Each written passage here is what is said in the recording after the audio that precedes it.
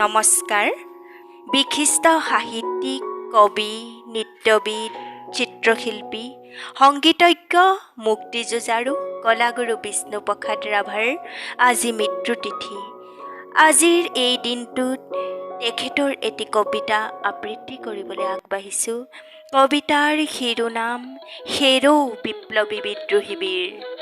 হেৰৌ বিপ্লৱী বিদ্ৰোহী বীৰ, তুল তোৰ অৱনত শিৰ।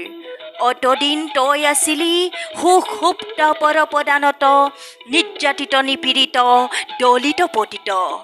আজি এই নতুন যুগত তই জাগ্ৰত। হেৰৌ হেৰৌ অগণি যুগৰ ৰঙা ফিৰিঙতি শিখা, জল জল উঠ উঠ আন কাঢ়ি ৰুদ্ৰ কপালৰ ৰক্ত চন্দ্ৰ কলা ৰেখা।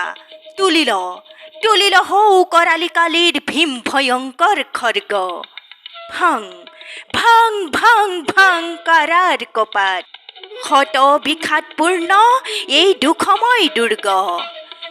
এই ৰাম নয়নাভিৰাম কৃষক জনক সূতা, গোসানী লক্ষ্মী সীতা তোৰ অভিশ্ৰিতা, তোৰ শকতিত সুৰক্ষিতা।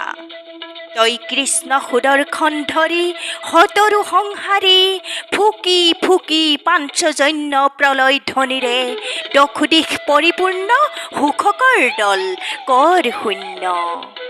তই সব্যসাচী নবব্য সুৰচী, অৰ্জুনৰ বিজয়ী কাণ্ডী বাহুৰ বলেৰে তুলিল নহবি নিৰ্জীৱ। হৈ অগ্ৰসৰ মধ্যম পাণ্ডৱ সম সংকুচিকৰ, আলীয় ভংগীত বহিয়েৰ তোৰ প্ৰলয়ংকৰ পাৰ।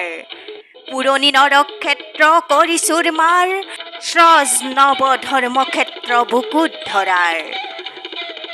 এই অগ্নিগিৰি অগণি উগাৰি, জ্বলা জ্বলা শতলক্ষ পাৱনৰ গল হৈ দাবানল।